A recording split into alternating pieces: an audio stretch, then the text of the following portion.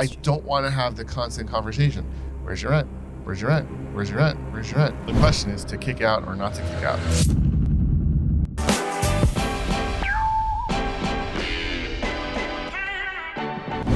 Hi, and welcome to the Real Estate Mix, your source for making money in all things real estate. So, Eric, you need to kick out some tenants. Tell us about it. Well, the question is to kick out or not to kick out. That is what I'm trying to figure out. What's the situation? Situation is, am I a good guy or am I a bad guy? I know from knowing you for years, you're always like, do the right thing, be extra nice to the people, right? I'm changing my tune in 2024.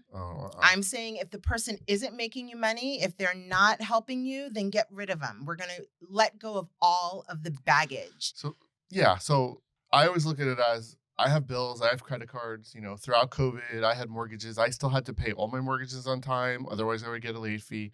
I still had to pay all my bills. My credit card bills come. If I don't pay them, I get in trouble. Right. I have these tenants, 2 tenants specifically. Commercial tenants. Both commercial tenants. Okay. And one of them is a restaurant and one of them is a gym. Do I know both of them? You know both of them. And both of them don't pay on time. And it's like I'm constantly chasing and chasing and chasing and chasing. And, sometimes it goes months and months and months. Do they eventually pay? They eventually pay, but, I have other things to worry about in life. And I wasn't put on this planet to be a babysitter for tenants.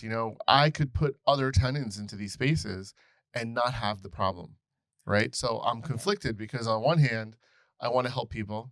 And I love having my tenants. I love having long-term tenants, and I will do anything to help them. But it's like, I don't want to have the constant conversation. Where's your rent? Where's your rent? Where's your rent? Where's your rent? And then they lie. Are they going out through the back door to avoid you? They're not. It's just, and then I'll take time, and because I consider myself pretty savvy in business, especially when I'm critiquing other people's businesses. So I'll go and I'll spend time with them and be like, well, let's talk about what you're doing. What are the ideas that we have? How can I help brainstorm with you to be more creative to make more money? Or, what areas can we cut back on? Or should you, what should you do in your future? Or maybe you want to sell. So I talk about all these things with them. And it's like they meet me with like a blank stare and they're like, oh yeah, we're going to do all this stuff. And then they don't do it. Well, I guess there's some questions that I have, right? Sure. How long have they been there? Are they new tenants? Are they fairly old? So I have one tenant that's been around for 10 years. Okay. And they've been struggling for 10 years, back and forth, back and forth. Sometimes they've been great. Sometimes they haven't been great. And, I appreciate someone who's been with me for 10 years and I want to be with them for another 10 years. But at the same time, like, I'm tired. I'm 51 years old. I don't want to be chasing anyone anymore. I'm chasing my friggin' 16-year-old to get him out of bed on time. I don't want to chase my tenants. So if you were to let's take that one tenant, the restaurant tenant, right? 10 years, correct? Yes. I know who it is. Yes. So if you were to let them go, how long would you have to carry an empty space before you'd put someone in there, do you think? That's a great question. So when I make a decision on whether or not to let someone go, that's exactly what I ask myself. I say, if I kick this person out, how long is it going to take me to be empty? Mm-hmm. Or how long do I think I can turn it over? Fortunately, the market that we're in, and I have probably 30 or 40 restaurant tenants, so you may think you know which one it is. But, I think that due to the fact that it's an existing restaurant, it will turn over in seconds. So I would say probably I would lose 2 to 3 months rent, and then I'd be able to turn it over and get a new tenant. Would you be able to recoup any of the back rent that this tenant owes you? So yes and no. There is a security deposit, but again, it's not really, here's where this is an interesting question for me. It's not about really losing money because we rarely lose money through tenants because we aggressively make sure that they're paying. And if someone doesn't pay for like 5 or 6 months, we aggressively kick them out. It's more about moving forward opportunities. Am I investing in the wrong racehorse, so to speak? I don't mind deferring rent or helping somebody if I feel that there's a plan. If they came to me and say, this is what I'm doing, this is where I'm going to be, it's going to be hard for the next 5 months, but then in year 2, we're going to be doing X, Y, and Z. Like, I'm all about that. All about Mhm. giving people opportunities, helping them build their business.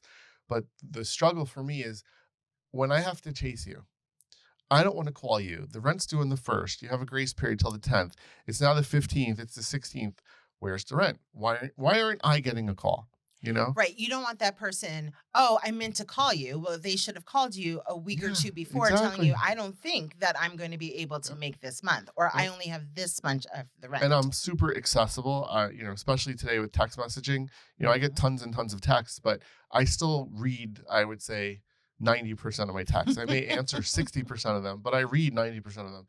And it's like I would get that shot across the bow. Hey, we know it's due. We're not paying it until the 15th. This is what's happening. Like, I don't want to have to reach out to you. It annoys me. It makes me feel that you don't respect me as a landlord.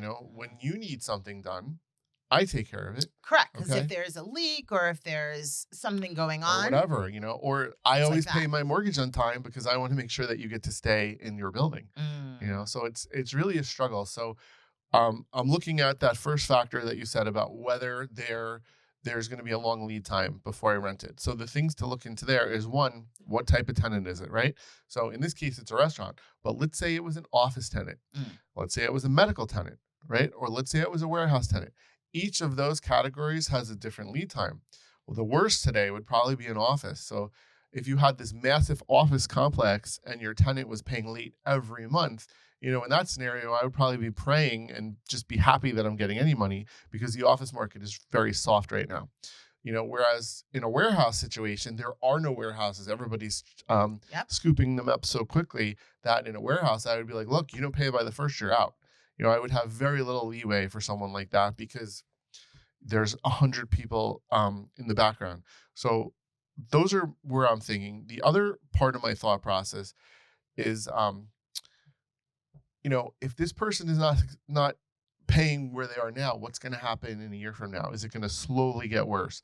And if I have the Hmm. opportunity right now where we're in a great market, let's just say, am I missing out by not renting it to someone new in today's market rather than kind of helping this person limp by, and then they may limp and then they may die next year. And maybe next year is a horrible market.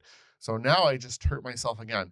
So there's so many factors you have to analyze. Where does because you're a very friendly person, you're a great networker. So where does your relationship with that business owner come into play? It So does when it I come into first play? it doesn't. When I first started about 20 years ago, I was super, super friendly, super Mhm. aggressive, building relationships. And then what I learned is the more friendly you are with your tenants, the harder it is to work with them. Mhm. Because then it's like, oh, well, Eric doesn't need his rent this month, right? Or Eric Eric doesn't doesn't mind need if his I'm rent. late. Everyone Or needs their or rent. Eric don't, Eric, you don't have to pay, Eric, you don't have to charge me a late fee. Now understand that if I was at the Warren Buffett stage of my life, which I'm not yet. Okay, I'm trying to get there. We'll see what happens, but I still need the money from the tenants to help pay the mortgages on the properties that we have. So yes, everything is a positive cash flow, but it's not like I'm just sitting back with no mortgages and it doesn't matter if someone pays. I Mhm. still need people to pay, right? It's important for me. So this person is screwing up my flow. They're screwing up my plans because if I have 200 tenants and 50 of them pay late, that means that that's such a huge amount of money that it's going to affect something else for Right, me it's in some not other just way. them. It It's could not just be them. more people, So I have correct? to make sure, especially when you get bigger and you have more tenants. And I have bigger tenants because I have a lot of commercial tenants. It's not like Mhm. residential where it's the numbers are usually smaller numbers. I have tenants that pay $10,000, $15,000 a month. So that's a bigger number and it adds up. So I have to really stay on top of it. And the relationship, it does matter and it sucks because I'm a relationship person, but I'm aggressively trying to limit my relationships. And as of right now, while I respect all my tenants and I will actually go out of my way to help them with business, Mhm. I'll help them with referrals, I'll help them if they have a problem. I'm limiting my friendship aspect of it because it becomes a struggle. So I would say out of all the tenants that I have right now, I probably have two that I'm really close to, and I monitor that. And there is one that I've been friends with for probably 15 years at least. And, she gets away with murder because I love her so much as a friend. So it's a struggle. It's a definite struggle. So relationships do matter. And good landlords, the real professional ones, and these big companies that are out there that have hundreds and hundreds and thousands of tenants, there's no leeway. You pay on the first. If you're late on the fifth, you're late on the 10th, and eviction goes out on the 14th, and they just kick you out. Now, what happens when, okay, let's say you decide to put out an eviction Mhm. and then they come back to you and say, hey, I think I have a way of working this out. What happens then? So it all depends on how much money they owe backwards. Um, I'll make decisions based on what I think I can get. So if I was lax, right, and I didn't aggressively stay on top of a tenant's payment structure, and now they owe me 5 or 6 months. Now all of a sudden I could have a $60,000 or $70,000 bill, Mhm. right? So if they come to me and say, I'm going to pay $35,000 and I'm going to pay off the rest, I may look at it and say, well, let me just recapture some of that money. So now if they don't pay moving forward, I'm going to be super, super aggressive and I'm going to limit my exposure. So if someone owes you a lot of money, my advice is take whatever chunk you can get out of it and try to limit what your exposure is moving forward. Now, obviously there's scenarios with that if you're giving up certain rights by taking money, because once you take money in some states, it means that you're accepting whatever they're giving you. If someone Mm. starts paying you less money for a long period of time, like if they're supposed to pay you 7 and they're paying you 5, and then they do that for a certain amount of time without memorializing and writing what you're doing, sometimes that becomes like an acceptable amount, and judges could determine that that's less.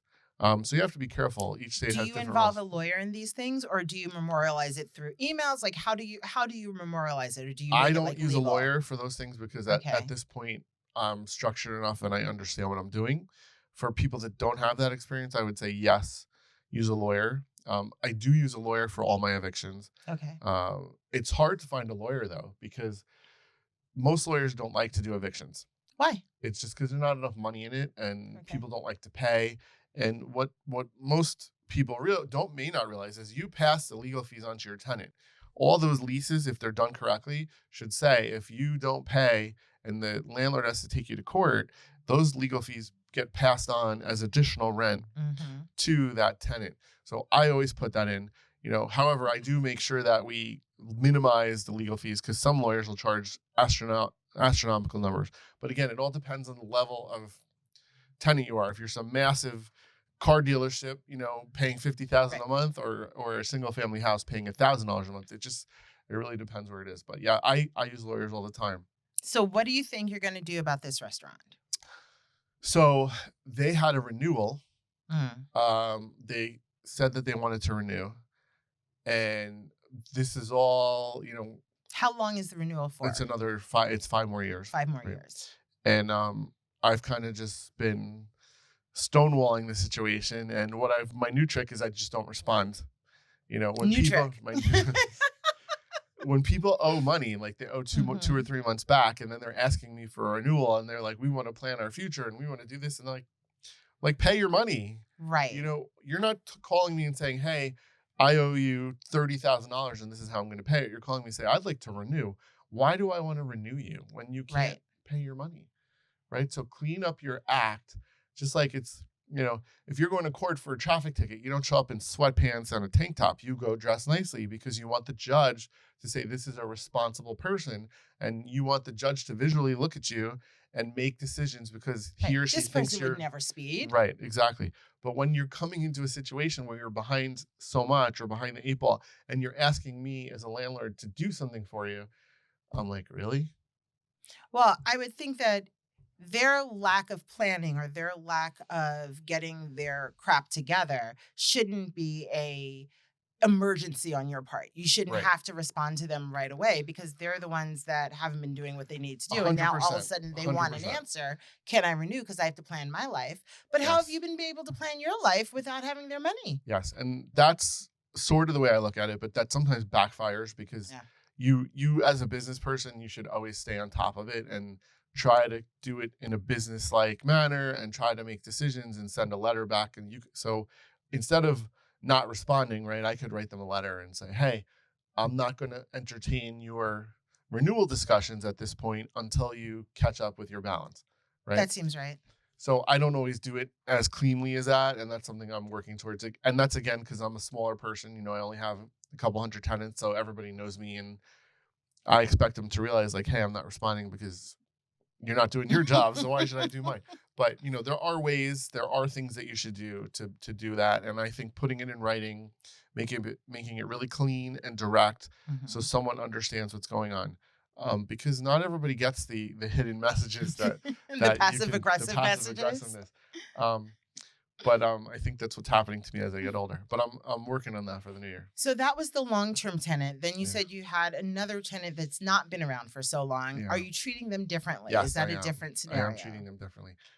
The shorter term tenant who is struggling and not paying on time, um, I'm actively looking for a replacement. Okay. So I'm going to keep them there until I find someone else. And you said that was a gym, right? It's a gym. Yeah, So you have several gyms, I but do. so does because a restaurant, they have specific things in the restaurant that other restaurants need. The Yes. hood, the Yep. blah blah blah blah hmm blah blah blah. What about the space for the gym? Is that more versatile? It is more versatile, and that's not always a good thing, Okay. because what's great about a restaurant space is it has what's called a hood, which is in their kit. There's a whole kitchen setup, Mhm. so that's something that costs a lot of money to install. So there's a ton of people out there dying to open up restaurants that would love the opportunity to take over an existing because they're going to save 30, 40, $50,000 from installing those hoods and stuff like that. With the gym, not so much. A gym could just be an empty room that someone converted into a gym. Mhm. So while there's more versatility with the type of tenants that you can get there, there's less urgency, or there's more there's more space available that could take a tenant for that. So you have more competition there, whereas the empty restaurant space is going to have less competition because there's less of them. So, when you're looking for these tenants or when you're thinking about what tenants to put into a space like the gym, are you thinking about what the area actually needs? Absolutely. And the reason I ask that is because if there's another nail salon put on Main Street, I'll die because there are just way too many. So, how do you decide what goes into that area, even Sure. if it's like a person who's willing to pay the money that you want, they're willing to do everything your terms, but it's just an extra of something else that's already there? So that's a tough question, and it's one that I face all the time because in the specific market that I work in, or one of the specific markets that I work in, where I have a ton of tenants within a mile radius, Mhm. I try not to put existing competing businesses that are in my properties because I want to respect the other tenants. Um, so I do that as much as I can, but understand that all different businesses are different. So there could be 10 nail salons, but they're all different. And believe it or not, nail salons make money and they don't go out of business. It's very, very rare that I've seen them go out of business. So you're like, where's the next nail salon? Not that that's my goal, but I try not to be prejudiced to any type of Mhm. business. I try to be open about it.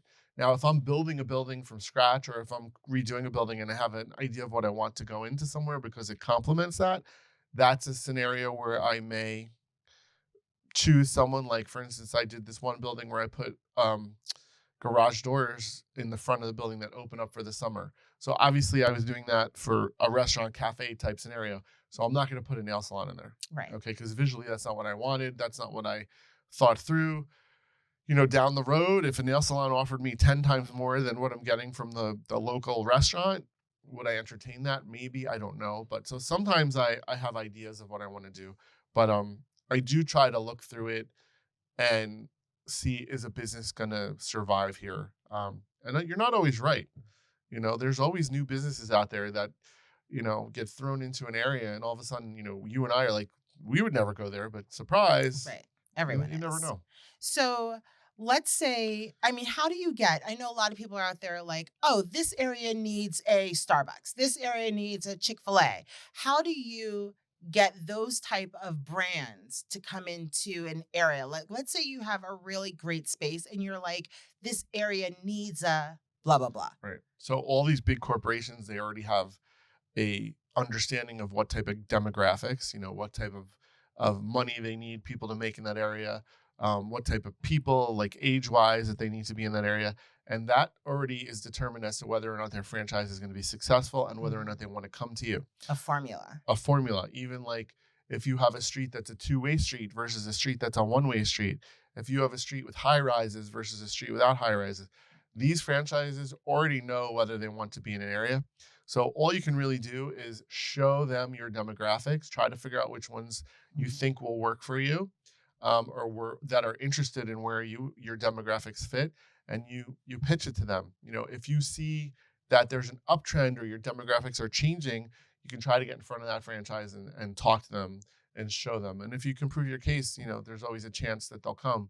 But remember that most of these big franchises, they're all huge corporations, and no one wants to put in a failing business or a failing franchise. Why? Because they don't want to get fired, because they don't want to be the one that opened up all these failures. Right. So, they're very, very strict, and they don't take chances. So when you have an emerging market and you're trying to get someone in there for the first time, sometimes you just have to get lucky to get that new market there, and then everybody's going to watch and see how they do before they open up new ones. The demographics in the areas where you have spaces, right? Do you have that readily available? Did you pay someone to tell you what the demographics were? Or Sure. is it just something that you knew from just being in those areas for a long time? So I have a staff with binoculars on the street looking. No, I'm just kidding.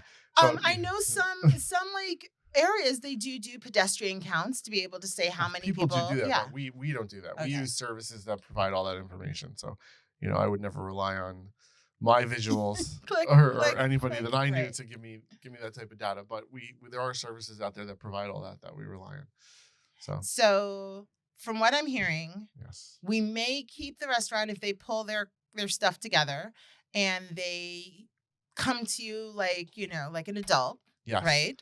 So I think we're going to kill the gym Right. and send the restaurant a life vest. Okay. And really that comes down to how long that relationship with the restaurant has been there, though.